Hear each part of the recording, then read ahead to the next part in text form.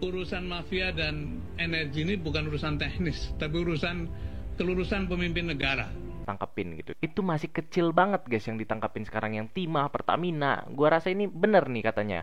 Cuma ganti pemain aja. Halo para netizen, kembali lagi di channel 2 Kaki. Welcome back to with me. Apa kabar semuanya? Semoga sehat selalu, mudah rezeki panjang umur panjang ini dan itu ya guys ya. Seperti biasa guys, kali ini kita pengen ngebahas soal politik lagi ya guys ya, karena masih belum kelar nih guys ya. Soal korupsi ya, soal Pak Jokowi, dan ada beberapa soal politik yang sangat menggemaskan masyarakat kayak kita ini ya guys ya. Tapi sebelum masuk ke beritanya, buat kalian gue pengen nawarin nih produk yang sangat penting buat kalian sehari-hari ya guys ya. Di sini ada produk parfum ya guys ya dari Onyx yang FWB, harganya cuma 100 ribuan. Dan ada lagi gue punya produk di sini, alat cukur yang bisa dibawa kemana-mana ya guys ya. Buat cowok ini harus kalian beli guys. Ini harganya kalau nggak salah ya 100 ribuan juga lah guys ya. Pokoknya linknya gue taruh di bawah ini ya guys ya. Silakan kalian check out. Rugi banget kalau nggak kalian check out ya guys ya. Baik, langsung aja kita bacain beritanya seperti apa. Tapi jangan lupa buat kalian klik dulu tombol like, komen, dan subscribe di bawah ini. 3, 2, 1. Nah, lanjut ke Twitter. Mafia di Pertamina. Nah, ini dia guys. Waktu zaman Jokowi ngeri. Sengeri apa nih guys ya. Sekarang cuma ganti pemain. Pantes catatan Sudirman Said. Kita lihat kemarin ya guys ya, Pak Sudirman Said kalau nggak salah lagi di Jepang, diwawancara sama media Kompas guys. Kita lihat beberapa cuplikannya ini. Soalnya ada backsoundnya nih guys ya. Kita lihat dulu. Pertemuan saya dengan Presiden adalah 26 Oktober 2014. Disclaimer dulu ya buat kalian yang nggak tahu Pak Sudirman Said. Pak Sudirman Said ini adalah salah satu menteri di era Pak Jokowi dulu ya guys ya. Dan sekarang sudah tidak menjabat apapun sekarang guys ya. Tapi kita lihat nih guys, Pak Sudirman Said ini agak sedikit membongkar rahasia lah zaman waktu dia jadi menteri di era Pak Jokowi guys ya. Secara eksplisit mengatakan, Presiden mengatakan bagaimana caranya mengatasi mafia. Dan saya katakan pada beliau, Pak Presiden, urusan mafia dan energi ini bukan urusan teknis, tapi urusan kelurusan pemimpin negara. Urusan mafia itu bukan secara teknis guys. Intinya urusan mafia segala macam impor ekspor itu ya guys ya. Timah ya, Pertamina salah satunya itu adalah urusan pemimpin negara, yaitu presiden, yaitu salah satunya di era Pak Jokowi. Pak Jokowi sendiri waktu itu guys ya. Saya sengaja mengatakan begitu karena nanti begitu ditertibkan, pasti para pihak itu akan datang kepada Presiden dan meminta semacam perlindungan. Dan itu terbukti ketika pada waktu saya meneruskan audit Petral, hampir saja Presiden meminta untuk mengurungkan atau menghentikan proses itu. Mengurungkan proses itu artinya waktu itu ya mungkin ya guys ya, mafia-mafia ini nih yang dalang korupsi yang paling gede-gede ini mungkin datang ke Pak Jokowi guys ya, salah satunya backup lah gitu, intinya seperti itu mungkin. Karena memang desakan dari para pihak itu sangat kuat, karena volume transaksinya begitu besar dan biasanya yang terkait adalah orang-orang yang sangat kuat secara politik, secara keuangan, maka memang selalu prosesnya begitu. Itu satu ya. Jadi ya pokoknya intinya ternyata ya, diduga Pak Jokowi ini ya udah tahu lah siapa mafia di dalam pemerintahan ataupun di luar pemerintahan yang mungkin banyak merugikan negara sampai detik ini ya guys ya. Tapi sebagian kecil sekarang yang sudah ditangkap-tangkepin gitu. Itu masih kecil banget guys yang ditangkapin sekarang, yang Timah, Pertamina. Gua rasa ini bener nih katanya. Cuma ganti pemain aja nih. Tapi buat kalian yang pengen berargumen silahkan komen di kolom komentar ya guys ya. Lanjut, setelah Jokowi ngomong gini tahun 2019, nah ini masih waktu jadi presiden ya guys ya. Minyak mentah telah dan sedang dikorupsi sampai tembus 1.000 triliun ya, dari tahun 2018 sampai 2023. Lu bayangin 1.000 triliun ya. 1.000 triliun itu minyak aja guys, belum yang lain-lain gitu kan. Artinya Jokowi hanya omdo dan clear melakukan pembiaran sehingga duit rakyat dirampok secara brutal. Kalian bisa nilai nih, komen aja guys. Ini ada statement Pak Jokowi di mana mungkin mengenai ekspor impor mengenai minyak ataupun barang-barang lain ya guys ya. Kita dengerin dulu statement Pak Jokowi waktu menjadi presiden dulu ya guys ya. Karena kita senang impor. Siapa yang impor? Ya pemerintah lah. Kita ini ya, Pak. Orang-orang yang senang impor. Bapak Ibu saya kira tahu semuanya. Ada yang senang impor dan tidak mau diganggu impornya. Baik itu minyak, baik itu LPG, ya ini mau saya ganggu.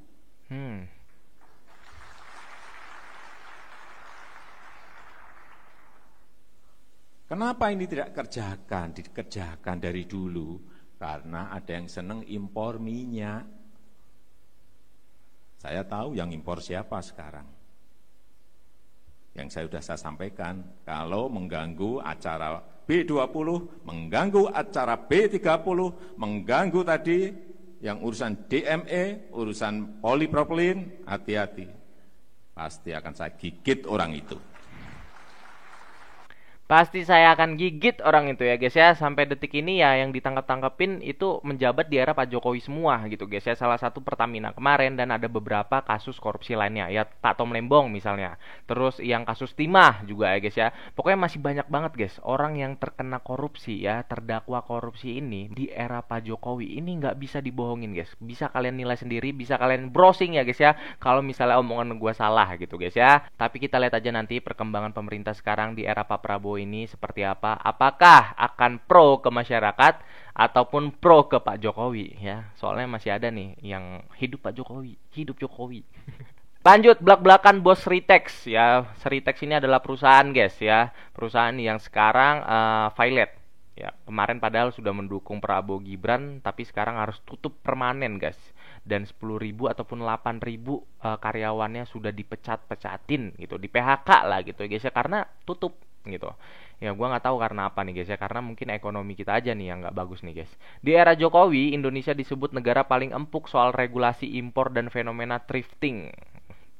Aparatnya juga tak paham soal industri tekstil, jadi clear ya guys, salah satu penyebab kebangkrutannya. Ya, itu makanya. Jadi impor ekspor itu masuk keluar masuk. Ya makanya produk-produk lokal ataupun pabrik sekalipun bangkrut, guys. Karena apa? Karena di luar negeri masuk ke Indonesia, masuk lagi ke Indonesia. Yang dari Indonesia itu barang-barang dari luar juga masuk lagi ke luar negeri gitu. Keluarin lagi, masukin lagi. Begitu kira-kira.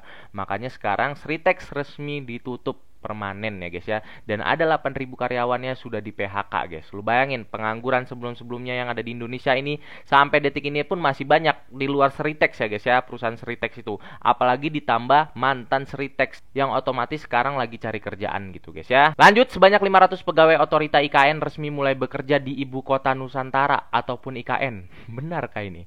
Ini hari Senin loh, bulan 3 ini guys ya, tanggal 3 bulan 3 2025. Mereka menjadi aparatur sipil negara ataupun ASN pertama yang bekerja di ibu kota Nusantara. Berlokasi strategis di jantung kawasan inti pusat pemerintahan KIPP, ya, gedung OIKN dekat dengan titik nol Nusantara serta berseberangan dengan Istana Garuda dan Istana Negara. Ya bagus lah kalau misalnya jadi ya ASN bekerja di IKN gitu. Artinya mungkin IKN sudah mulai hidup gitu guys ya. Gedung ini dirancang sebagai pusat pengelolaan dan pelayanan kawasan IKN dengan fasilitas teknologi modern serta mendukung konsep smart city. Desain mengusung konsep ramah lingkungan dengan fasade hijau, atap hijau, green roof ya guys ya, dan ruang terbuka hijau. Sementara itu, kantor perwakilan OIKN ya di Jakarta tetap beroperasi untuk mendukung kebijakan strategis pembangunan IKN. Ya, kita lihat nih, ada cuplikan di mana mulai Senin ini semua pegawai otorita berkantor di IKN. Ya mungkin ASN-ASN baru kali ya guys ya. Kita lihat guys. Pegawai otorita IKN resmi bekerja di IKN ya guys ya. Sebanyak 500 pegawai pindah dari Balikpapan dan Jakarta ke IKN.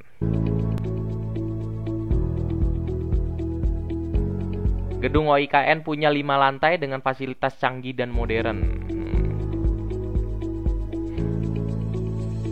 Gedung ini jadi pusat pengelolaan dan pelayanan seluruh kawasan IKN nih guys.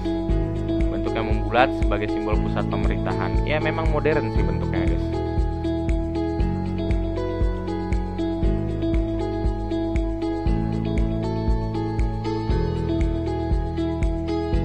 Ya syukur alhamdulillah kita sebagai masyarakat Indonesia turut senang juga akhirnya IKN beneran terjadi ya. IKN beneran beroperasi ya guys ya. Tapi nanti kita lihat aja guys keluh kesah ASN ataupun keluh kesah warga sana soal IKN ya. Soalnya mungkin fasilitasnya yang kurang bagus ataupun fasilitasnya yang kurang memuaskan lah intinya. Nanti kita lihat aja nanti guys ya. Lanjut, sikap putra mahkota Keraton Solo bentuk kemarahan untuk adili Jokowi. Ya, kita tahu putra mahkota Solo guys ya, mahkota Keraton Solo ini kemarin bikin SG kayaknya guys. Intinya dia merasa rugi sudah tinggal untuk Republik Indonesia gitu guys ya. Ya kalian bisa searching sendiri lah, cari tahu soal putra mahkota Keraton Solo ini mengenai Pak Jokowi ya guys ya.